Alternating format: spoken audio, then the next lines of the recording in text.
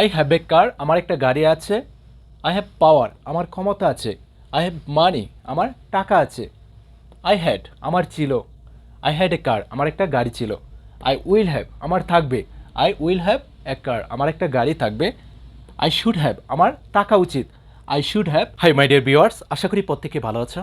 আজকে আমি তোমাদের সাথে যে ক্লাসটি শেয়ার করব, এই ক্লাসটির মাধ্যমে জানবো কিভাবে সহজে ইংলিশটা তৈরি করা যায়, কিভাবে গ্রামার না জেনেও ইংলিশটা বলতে পারি। তার জন্য অবশ্যই তোমাকে পুরো ক্লাসটি দেখতে হবে। চলো দেখি। আজকের ক্লাসটি তোমাকে খুবই সাহায্য করবে ইংলিশটা তৈরি করার ক্ষেত্রে, ইংলিশটা বলার ক্ষেত্রে এবং লেখার ক্ষেত্রে। ওকে, একটি সেন্টেন্সকে কিভাবে ভিন্ন ভিন্নভাবে বলা যায়, ভিন্ন ভিন্নভাবে লেখা যায়, সেই বিষয়টা আজকে আমি তোমাদের সাথে শেয়ার করব। অনেক সময় এই ধরনের কথা বলি যে আমার একটা গাড়ি আছে, অথবা আমার একটা বাড়ি আছে, আমার অনেক ক্ষমতা আছে, অথবা আমার অনেক ক্ষমতা ছিল, আমার অনেক ক্ষমতা থাকতে পারে। সেই ক্ষেত্রে কিন্তু একটি সেন্টেন্স ফলো করলে এই ধরনের কথাগুলি আজকের পর থেকে সহজে ইংলিশে বলতে পারবো।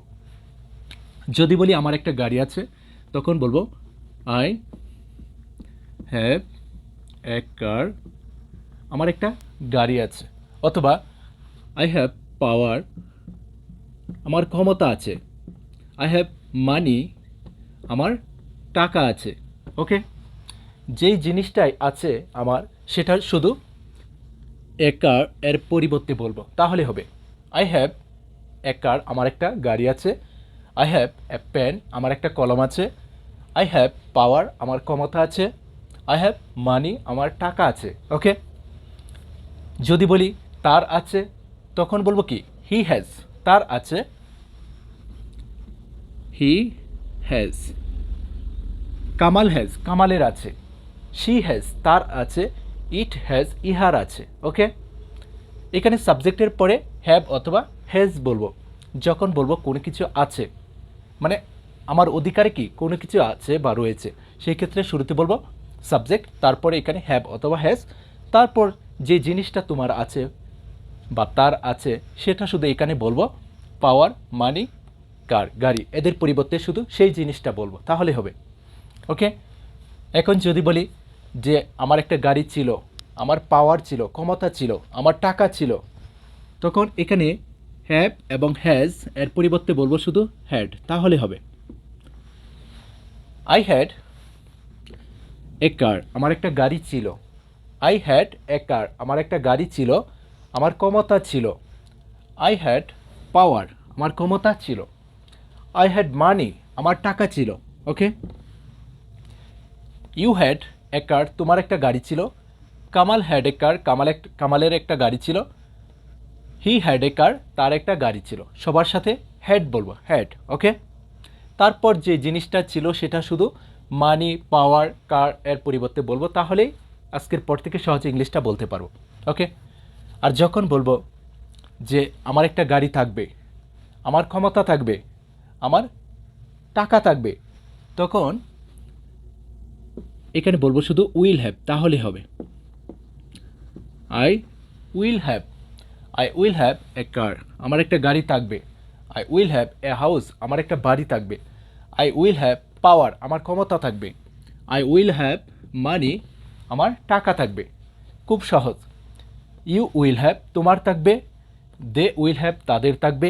কামাল উইল হ্যাভ, কামালের থাকবে। সবার সাথে উইল হ্যাভ। ওকে, নেক্সট, যখন বলি যে আমার একটা গাড়ি থাকা উচিত, আমার ক্ষমতা থাকা উচিত, আমার টাকা থাকা কি উচিত, তখন এখানে শুধু বলবো শুড হ্যাভ, তাহলে হবে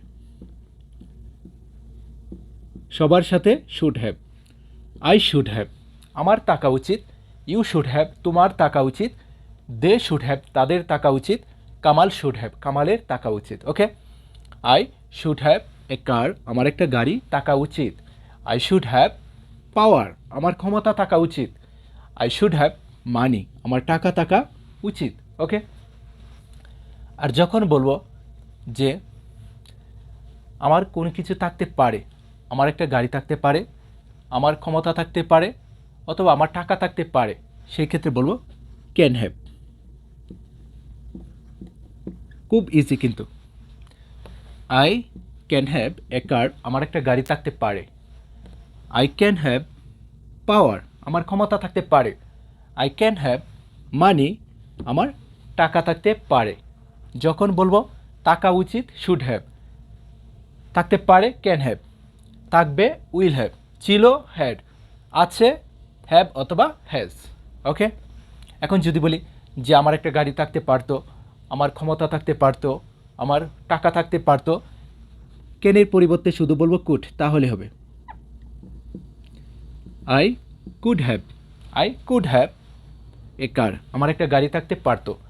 I could have a car, আমার একটা গাড়ি থাকতে পারতো। ওকে,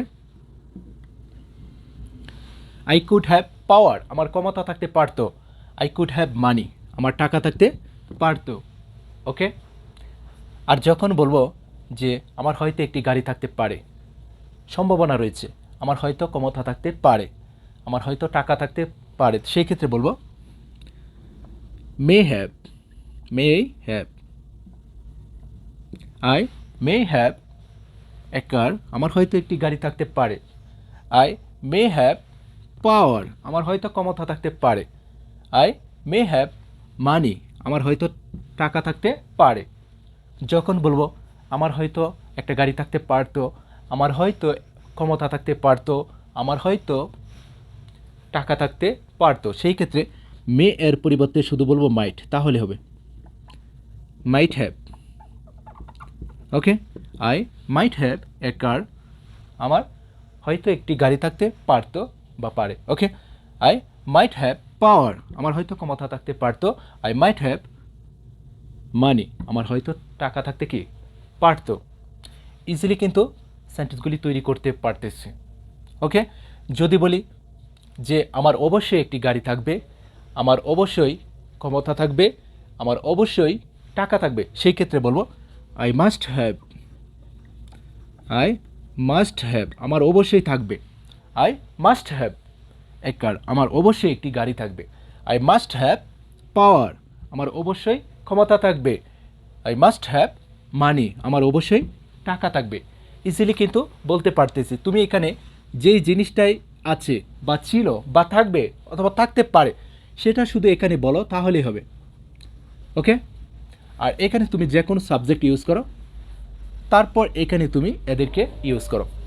আছে হ্যাভ অথবা হ্যাজ, ছিল হ্যাড, থাকবে উইল হ্যাভ, থাকা উচিত শুড হ্যাভ, থাকতে পারে ক্যান হ্যাভ, থাকতে পারতো কুড হ্যাভ, হয়তো থাকতে পারে মে হ্যাভ, হয়তো থাকতে পারতো মাইট হ্যাভ, অবশ্যই থাকবে মাস্ট হ্যাভ। এই বিষয়গুলি শুধু আমাদের মনে রাখতে হবে, তাহলে হবে। যদি ক্লাসটি ভালো লাগে অবশ্যই একটি লাইক দিয়ে দিও। ওকে, বেস্ট অফ লাক।